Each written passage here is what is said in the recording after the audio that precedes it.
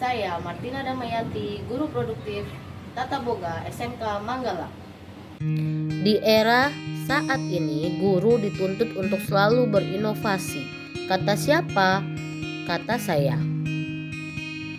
Merdeka belajar artinya unit pendidikan yaitu sekolah, guru, dan murid punya kebebasan untuk berinovasi. Kebebasan untuk belajar dengan mandiri dan kreatif. Itu yang akan terus kita bantu, kata Mas Menteri.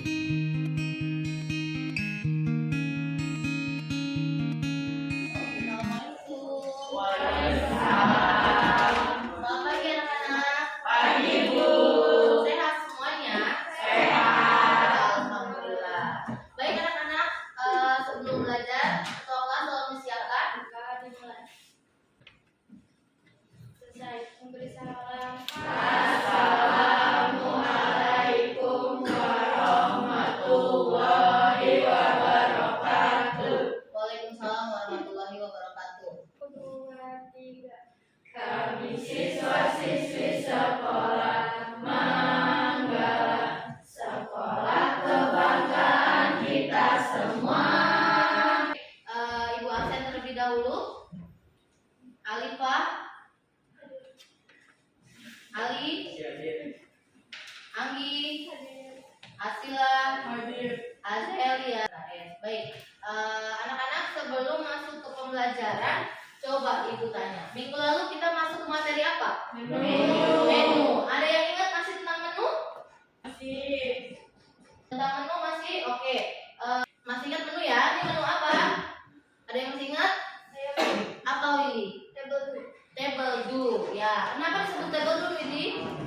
Karena itu lengkap ada freezer sampai dessert. Satu set ya. Oke, next. Ini? Ali. Alaka, pinter Ali. Bedanya keduanya seperti itu ya. Oke, kita masuk ke lipatan serbet. Ada yang tahu lipatan serbet? Apa lagi? Sebelum masuk ke lipatan serbet ada tujuan pembelajarannya. Peserta didik memahami lipatan serbet berdasarkan berbagai sumber. Terus yang kedua, membuat berbagai jenis lipatan serbet dari berbagai sumber. Ini lipatan serbet yang di sini kita pelajari beda sama lipatan yang ada di rumah. Kalau di rumah kalian cuma begitu aja kotak-kotak, cuma buat fungsinya untuk ngelap-ngelap doang.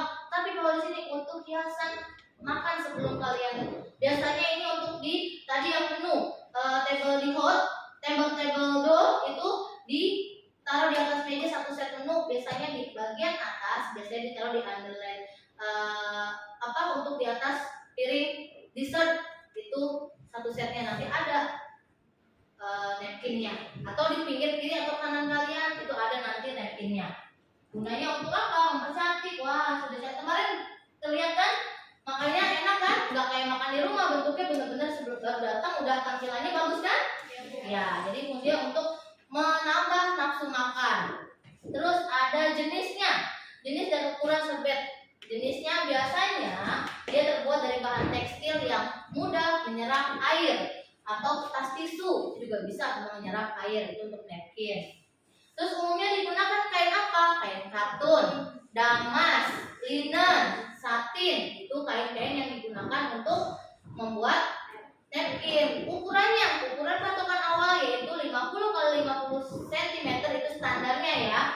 Ada yang 55 x 55 cm, ada yang 45 cm x 45 cm. Standarnya yang mana? 50 x 50 cm sudah cukup. Itu standar pembuatan napkin folding. Oke, ada fungsinya. Tadi fungsinya kan untuk menghias meja makan. Terus ada tupi pangkuan ketika kotor saat datang. Kadang ada yang dilayani oleh pelayannya ditaruhin langsung di pangkuannya. Ada yang tidak. Tuh. Terus ada yang fungsinya untuk bahasa isyarat. Bahasa isyarat apa ya Bu? Bahasa isyarat apa? Apa? Jadi kalau kayak kita mau keluar misalnya, dia taruh di bangku. Taruh di bangku. Tandanya itu apa? Berarti isyarat ya. Tidak perlu bicara. Kamu keluar taruh di bangku, nggak perlu. Mas saya izin dulu. Tidak. Tapi cukup taruh di bangku. Tandanya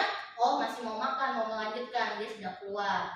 Tapi kalau taruh di meja sudah selesai. Jadi kalau taruh di atas meja berarti sudah selesai ya. Paham sampai sini fungsinya? Oke, tempat peletakannya nih yang biasa kalian tanya, Bu, ada beberapa macam tempat meletakkan. Ada on the plate, berarti on the plate. Di mana? Di atas piring. Di atas piring peletakannya untuk fungsinya.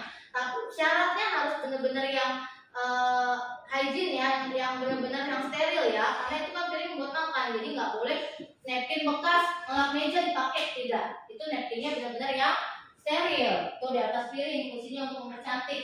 Sudah terlihat ya? Terus untuk pouch napkin atau silverware holder napkin, yaitu fungsinya untuk apa? Untuk menaruh alat makan seperti sendok, garpu, pisau, ya kan? Itu buat seperti kalau gini, kalau acara hajatan-hajatan biasanya atau arisan, piring sendok kamu taruhnya di mana orang tua kamu biasanya taruh? Di atas piring kan, di dalam satu piring tumpuk di situ. Cakep gak? Nah, sekarang udah belajar napkin, berarti kamu buat on the pouch, bikin napkin yang bentuknya seperti alat atau kantong yang bisa memasukkan sendok, disusun rapi on the pouch seperti ini. Oke, lanjut. On the glass, lucu gak? Oke, bisa dilihat kamu taruh buat hiasan gelas. Biasanya bentuk apa itu? Double candle, bisa. Terus rounds, ini bisa. Lanjut. Tuh underliner napkin, fungsinya underliner napkin itu untuk alas. Alas apa?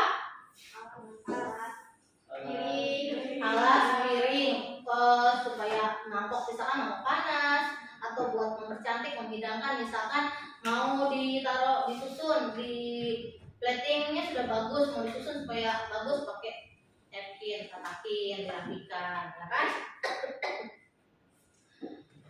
Terus lanjut, ada jenis-jenis napkin, ada standing, ada underline. Kalau standing ada waterfall, bird of paradise, terus roll, satu lagi double star. Itu yang oke. Saya kasih lembar kerja, silakan kalian kerjakan per kelompok. Kelompoknya sudah dibentuk ya, sudah duduk sesuai kelompoknya ya.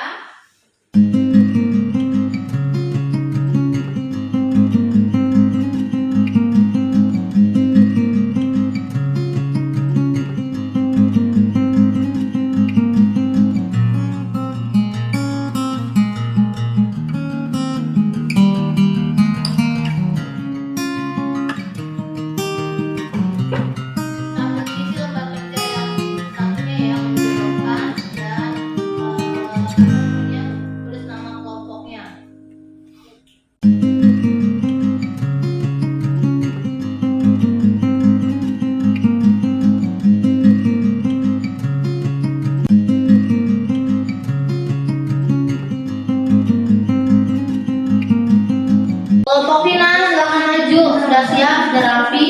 Lanjut berikutnya kelompok Suci. Setelah Vina, sambil dilihat bisa di komen ya punya temennya.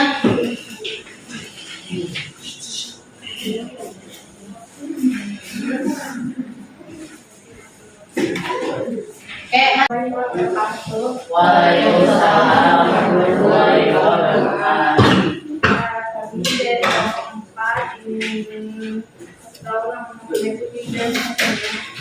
Ini yang saya pegang adalah napkin the pot. Fungsinya adalah untuk wonder plate. Oke, ada di posisi di piring ya, di atas meja ya. Oke, lanjut. napkin pot juga ada di under plate atau di atas piring. Di atas piring. Ini namanya silverware pot.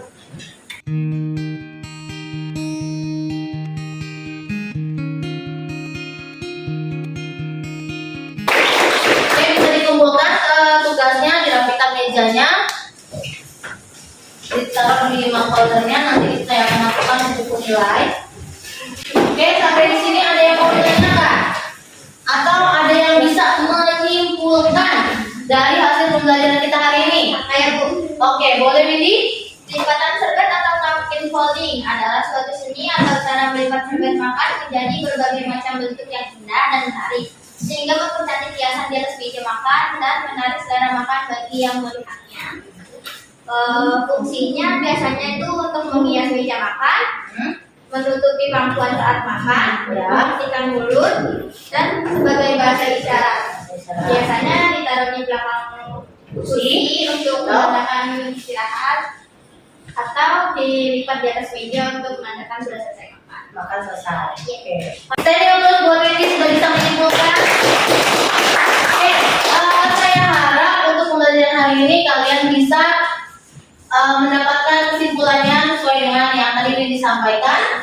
Dan untuk next pembelajaran kita akan praktek menggunakan aplikasi langsung dengan napkinnya, dengan platingannya dan gelasnya. Jika misalkan fungsinya untuk di gelas, untuk di piring atau sebagai underline, kamu harus bisa memaparkan itu. Saya ambil untuk sebagai ujian praktek kalian masing-masing. Jadi 1 anak 3 kalian buat yang untuk di gelas, untuk di piring, dan untuk di alas atau underliner. Paham?